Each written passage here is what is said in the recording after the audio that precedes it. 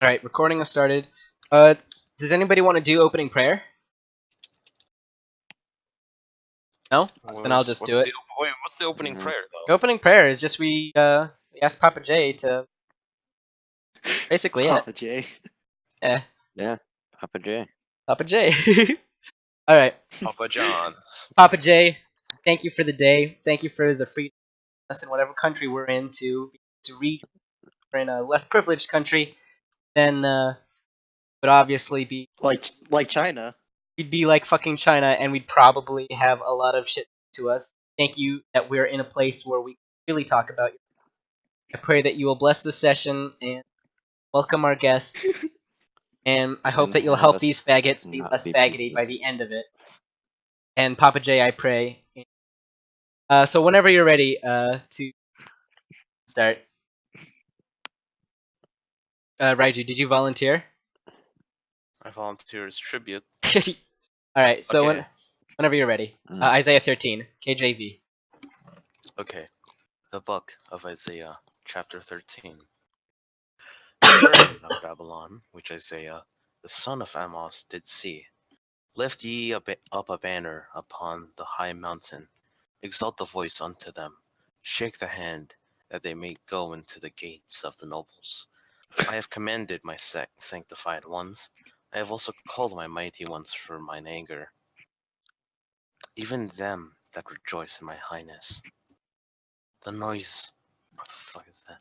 The noise of a multitude in the mountains, like as of a great people, a tumultuous noise of the kingdoms of nations gathered together. The Lord of hosts mustereth. What? Mustereth. Mustereth the host of the battle. They come from a far country, from the end of heaven, even the Lord, and the weapons of his indignation, to destroy the whole land. Howl ye, for the day of the Lord is at hand. It shall come as a destruction from the Almighty. Therefore shall all hands be faint, and every man's heart shall melt. And they shall be afraid, pangs and sorrow shall take hold of them. They shall be in pain as a woman that travelleth. They shall be amazed at one another. Their faces shall be as flames. Behold, the day of the Lord cometh, cruel both with warm wrath and fierce anger, to lay the land desolate, and he shall destroy the sinners thereof out of it. For the stars of heaven and the constellations thereof shall not give their light. The sun shall be darkened in his going forth. The moon shall not cause her light to shine. And I will punish the world for their evil, and the wicked for their iniquity. And I will cause the Iniquity. what? Arrogancy and Fuck. iniquity. Shut up. Arrogancy of the proud to cease, and will lay low the haughtiness of the terrible. I will make a man more precious than fine gold, even a man than the golden wedge of Ophir. Therefore I will shake the heavens, and the earth shall remove out of her place, in the wrath of the Lord of hosts, and in the day of his fierce anger. And it shall be as the chased roe, and as a sheep that no man taketh up. They shall every man turn to his own people, and flee every one into his own land. Every one that is found shall be thrust through, and every one that is joined unto them shall fall by the sword. Their children also shall be dashed to pieces before their eyes. Their houses shall be spoiled, and their wives ravished. Before I What will the stir fuck? up. Before I will Have stir you up. not heard of that? I've heard Happens a lot in the I've heard Bible. of wives being ravished. That's alright, it's alright, it's cool. It happens a keep lot going. when they take people over. I know! Behold, I will stir up the Medes against them, which shall not regard silver, and as for gold, they shall not delight in it. Their bows shall dash the young men into pieces, and they shall have no pity on the fruit of the womb. Their eyes shall not spare children. And Babylon, the glory of kingdoms, beauty of the Chaldees, Chaldees, excellency, shall be as when God overthrew Sodom and Gomorrah. It shall never be inhabited, neither shall it be dwelt in from generation to generation. Neither shall the Arabian pitch tent there, neither shall the shepherds make their fold there. The wild beasts of the desert shall lie there, and their houses shall be full of doleful creatures. And owls shall dwell there, and satyrs shall dance there. And the wild beasts of the islands shall cry in their desolate houses, and dragons in their pleasant places.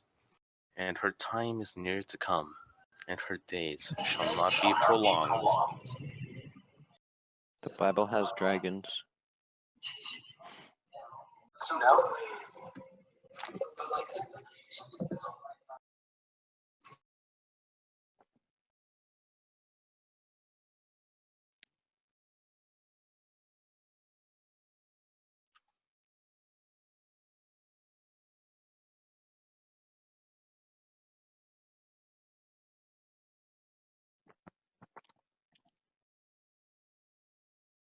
Mm-hmm. Uh, But according to like every theory ever, dinosaurs were dead before yeah, but humans existed. oh Don't yeah, but forget, that's like dinosaurs coo. evolution stuff, not the Bible. Dude, dinosaurs are dope. But they dragon dinos. All right, That's even cooler. all right. So I'll read through the chapter summary of Isaiah 13. Speaking in the voice of God again, Isaiah prophesies against Babylon. God says that people should create a signal on a hill and then wave their hands to let someone into the gate of the nobles. Apparently, this is a signal for God's warriors to come and execute his anger against the Babylonian rulers. God says that he is mustering up a huge army comprised of people from many nations, meaning the Median Persian army that will come to defeat Babylon, which will lay waste to all the lands of the known world. The day of the Lord, when this judgment is passed on the Babylonians,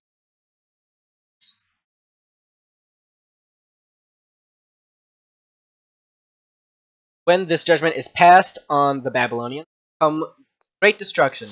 Everyone is going to look confused and anguished, look like they're in as much pain as a woman in labor. Wrath of God will blot out the sun, moon, and stars from the sky, punishing all the wicked and the evil. Surviving humans will be as rare as gold from Ophir. The heaven and earth will be knocked out of place, and the people will go running like gazelles fleeing. But the Babylonians are all gonna die. They'll be run through with swords, and their babies will be dashed to pieces, houses will be destroyed, and their wives will be raped. God says that he's stirring up the Medes against them, since they, the Medes, have no regard for silver or gold and just want to kill and kill. Medes won't just kill young men, but children as well. Babylon will suffer the same fate of total destruction that Sodom and Gomorrah experienced. Be abandoned and no one will live in it anymore. Arab Bodins won't even camp there, and shepherds won't lead their flocks there. Instead, wild animals and evil spirits are going to move in. Ostriches, hyenas, jackals, and goat demons? Fucking Yes. goat demons? Goat demons. Do you want to read If chapter they're- 14, or should I? If those goat demons are monster Because bros, I'd like that. satyrs are goat demons. Hey. Shit then. Alright, anybody want to read the next chapter, or should I just do it? Hmm? Go on, mean priest. Alright. Chapter 14. Let's see. This is about God's merciful restoration of Israel's triumph, the fall of Babylon. Alright. For the Lord will have mercy on Jacob. Copy and paste that. The Lord will have mercy on Jacob, and will yet choose Israel. Set them in their own land.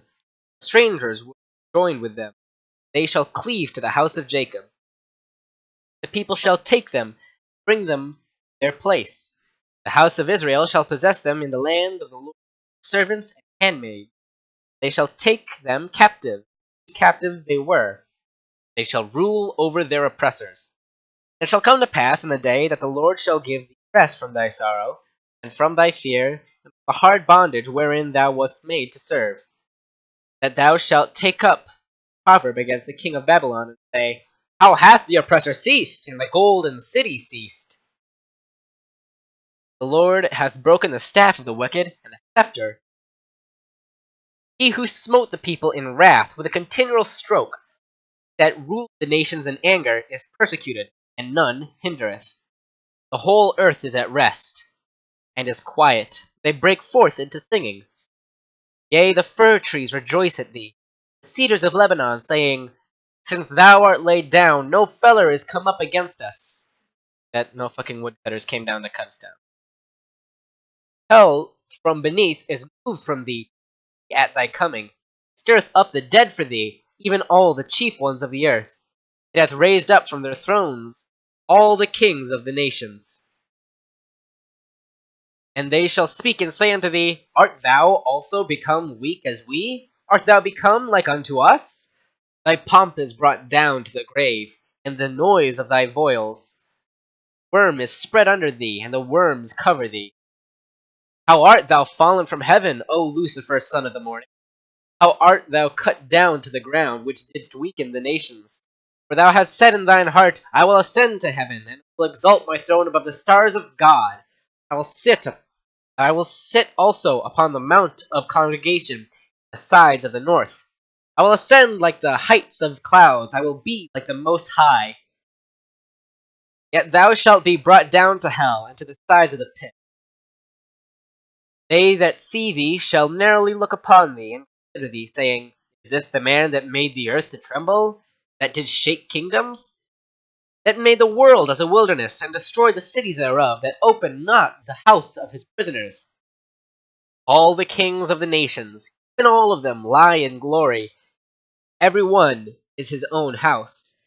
But thou art cast out of thy grave like an abominable branch, and as the remnant of those that are slain. Thrust through the sword that goeth down to the stones of the pit, as a carcass trodden under feet. Thou shalt not be joined with them in burial, because thou hast destroyed thy land, and slain thy people. The seed of evildoers shall never be renowned. Prepare slaughter for his children of the iniquity of their fathers. They do not rise, nor possess the land, nor fill the faces of the earth with cities. For I will rise up against them, saith the Lord of hosts. Cut from Babylon the name, remnant, thy son and nephew, said the Lord. I will also make it a possession for the bittern, and pools of water, and I will sweep it with the bosom of destruction, saith the Lord of hosts.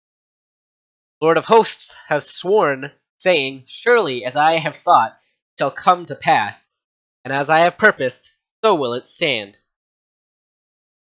That I break the Assyrian in my land, and upon my mountains tread him under foot.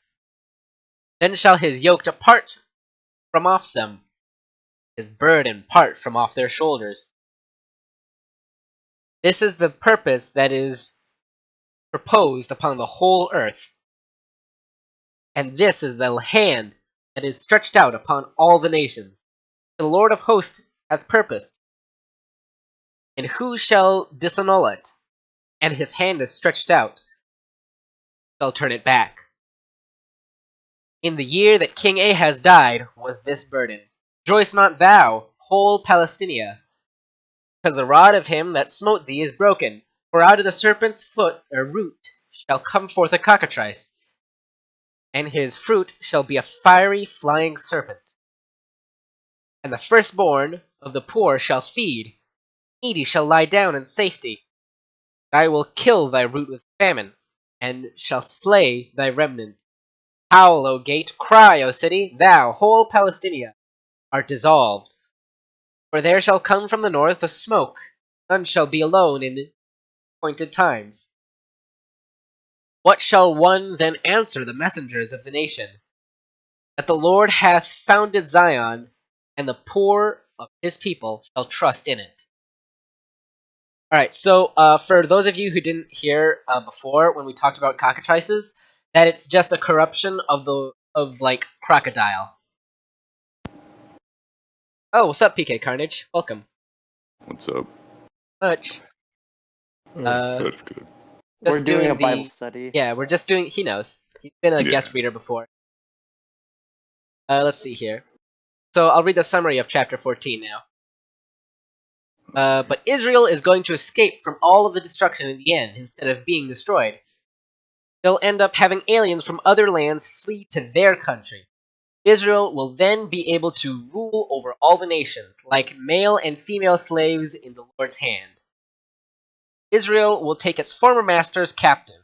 When God lets Israel rest from its tribulations, they will be able to taunt Babylon. They'll be able to chide Babylon for getting destroyed when it had previously oppressed them. God will then turn the tables on Babylon and fiercely persecuting them. The whole world will be at peace and sing. Now that Babylon has fallen, even trees mock Babylon, saying that nobody can chop them down now.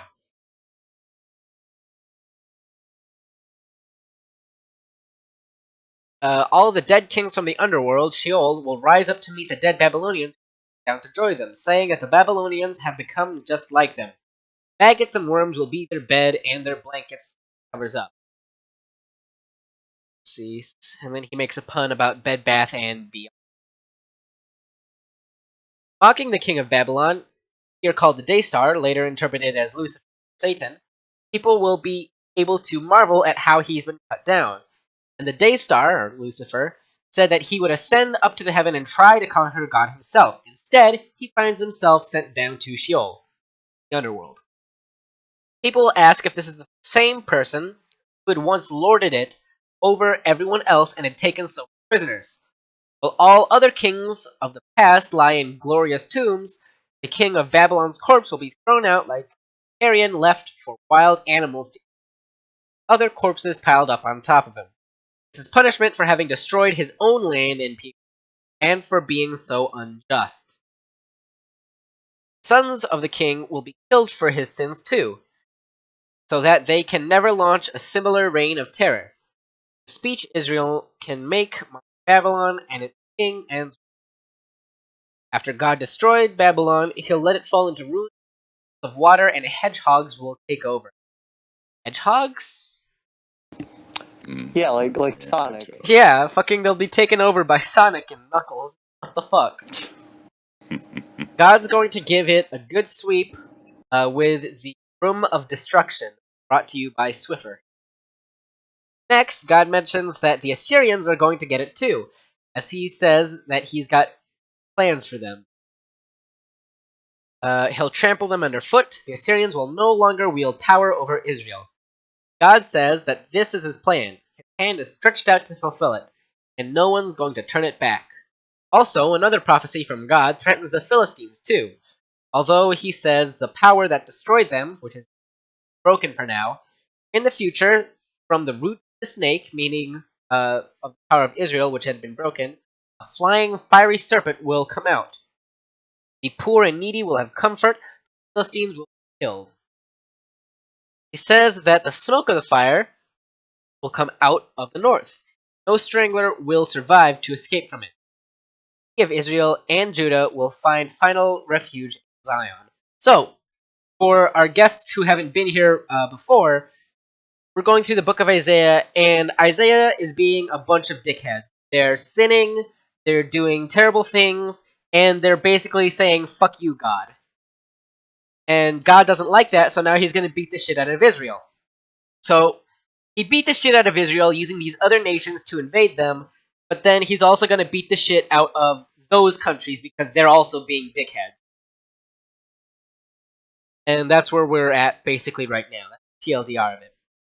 PK Carnage, do you want to read chapter 15? I think we've got time for one chapter. Not today. I'm feeling, Not today? Feeling pretty bad. Yeah. Aw, man. Feeling bad. We'll pray for Holy you. shit, your voice is deep. Yeah, it's Morgan Freeman, dude. That's why we had him do our Bible reading that one time. Okay. Here. I'll read the next chapter unless somebody else wants to read it. Which book? Isaiah. We're on Isaiah. Isaiah 15? Yeah, Isaiah 15. Oh, maybe I could read this. This chapter looks short enough. Yeah, sure, go for it. Okay, hold on. Isaiah 15. The burden of the Moab. Because in the night Ar of Moab is laid waste, and brought to silence, because the night of Kir of Moab is laid waste, and brought to silence. He is gone up to Bajith, and to Dibon, and the high places, to weep. Moab shall howl over Nebo, and over Medeba, and on all their heads shall be baldness, and every beard cut off. In their streets they shall gird themselves with sackcloth, on the tops of their houses, and in their streets. Everyone shall howl, weeping abundantly. And Heshbon shall cry, and Eliel, how do I pronounce this? Their voice shall be heard even unto Jayas. Therefore the armed soldiers of Moab shall cry out, his life shall be grievous unto him. My heart shall cry out for Moab, his fugitives shall flee unto Zor, and Hephir of 3 years old.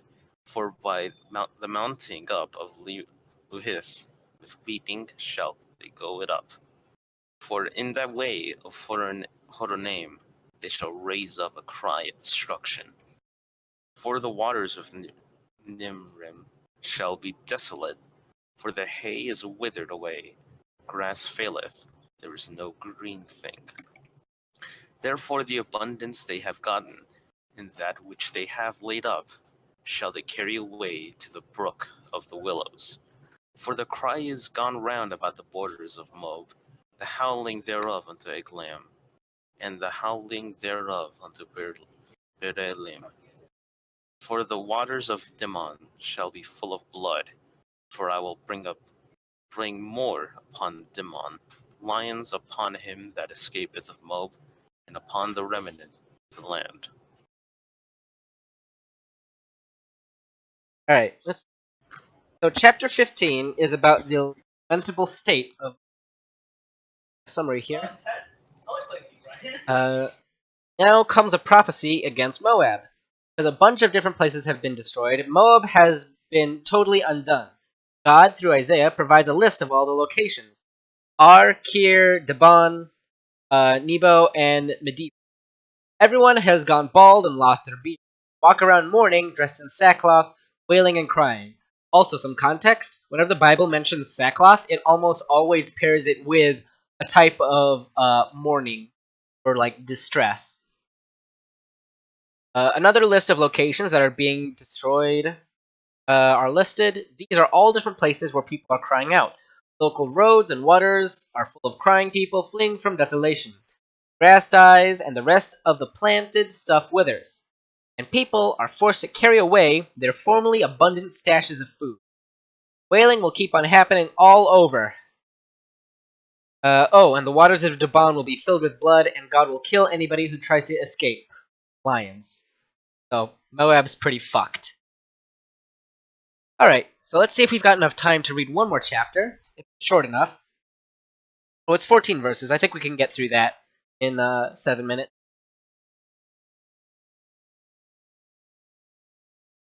Who's gonna read? I'll read it. I'll read it since we're on short time.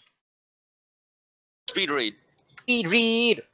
Alright, so chapter 16 is about Moab's exhorted to obedience to the throne of David, threatened for his pride with lamentable judgment. Alright, verse 1. Send ye the lamb to the ruler of the land from Selah to the wilderness, unto the mount of the daughter of Zion. For it shall be that, as a wandering bird cast out of the nest, so the daughters of Moab shall be the fords of Arnon. Take counsel, execute judgment, make thy shadow as the night in the midst of the day.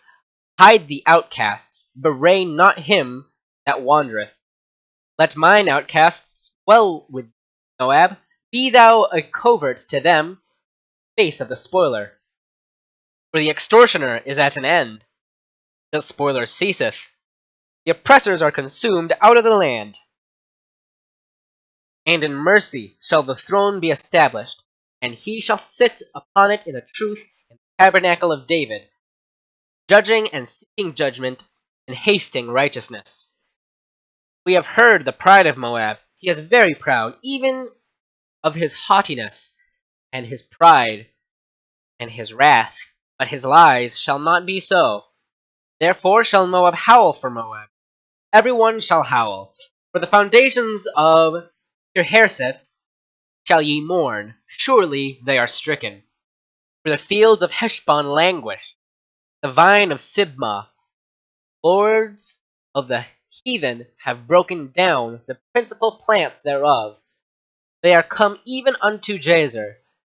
They wandered through the wilderness. Her branches are stretched out.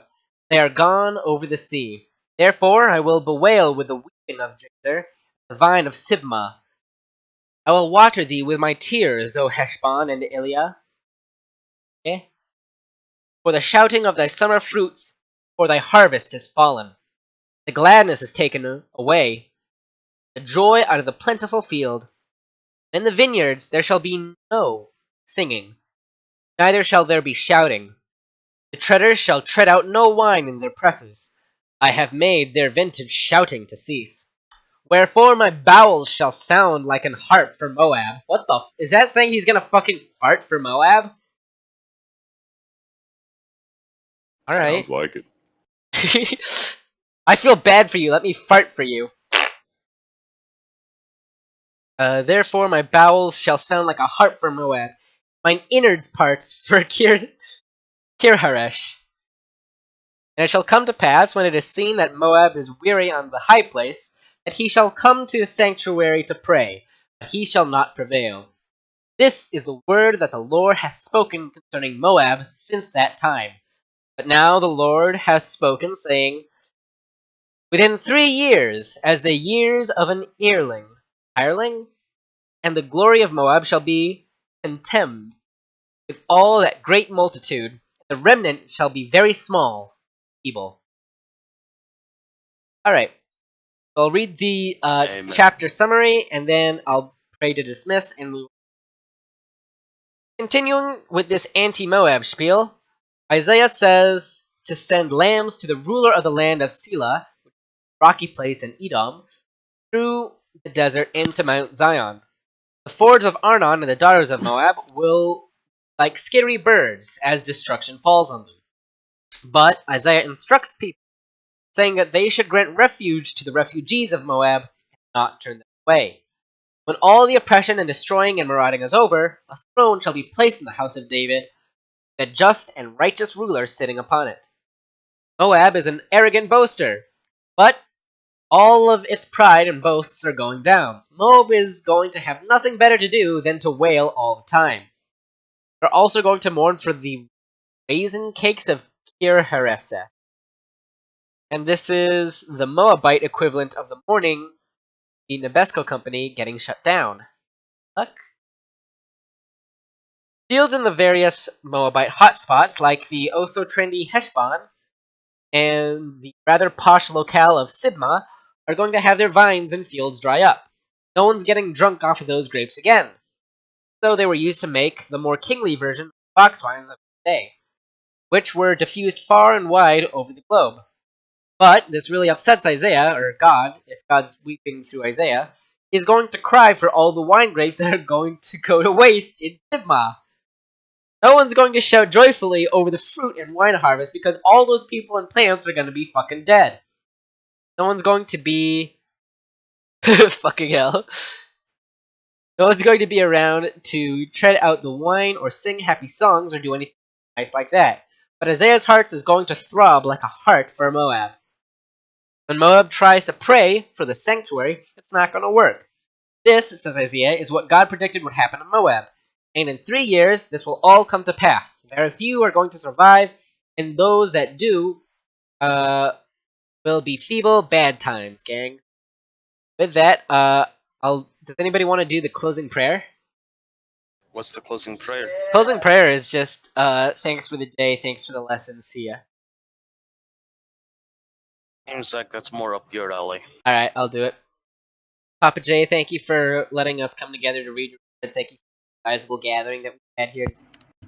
Pray that you'll bless us as we all go on our own way. I pray that you'll protect us from the crimson faggot as he tries to persecute our lives and try to dissuade us from reading of your word. Pray that you'll help these people to become less faggoty throughout their normal. That we will all learn more about you, and that your hand in our lives and influence us. Papa J, thank you for the day. Bless us all and keep us safe, and come back here tomorrow again and gather in you. Papa J, I pray. Amen. You're all dismissed. Amen. Amen. Right, and with that, I'm gonna recording. Hey, look, we ended exactly on time. Oh wow. Hey. Beautiful. Hey, now I have to That go was- to church at All church.